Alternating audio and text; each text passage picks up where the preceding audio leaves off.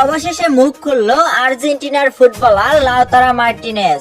তিনি জানালো কেন তাকে মাঠে নামানো হয়নি, কেন তাকে স্টেডিয়ামের কোথাও একবারের জন্য দেখা যায়নি।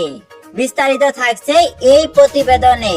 দেশে ফেরার পর লাউতারো মার্টিনেজ একটি পোস্টের মাধ্যমে জানায়, ম্যাচ শুরু হওয়ার আগ মুহূর্তে আমার সাথে এমন কিছু হয়েছিল যার কারণে আমি ফাইনালে মাঠে নামতে পারিনি।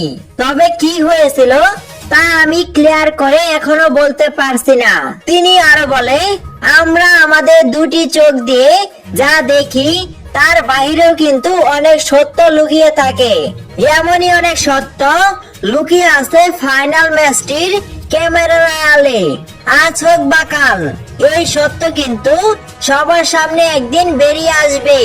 লাউতারো মার্টিনেজ কোন সত্যের কথা বলছে তা কিন্তু আর্জেন্টিনার প্রতিটা সমর্থকেরই জানা হয়ে গেছে। তাহলে কি লাউতারোকে ড্রেসিং রুমে জিম্মি করে রাখা হয়েছিল? এমনটাই কিন্তু আভাস পাওয়া যাচ্ছে তার কথা থেকে। আপনার কি মনে হয় তা কিন্তু কমেন্ট বক্সে জানাতে পারেন।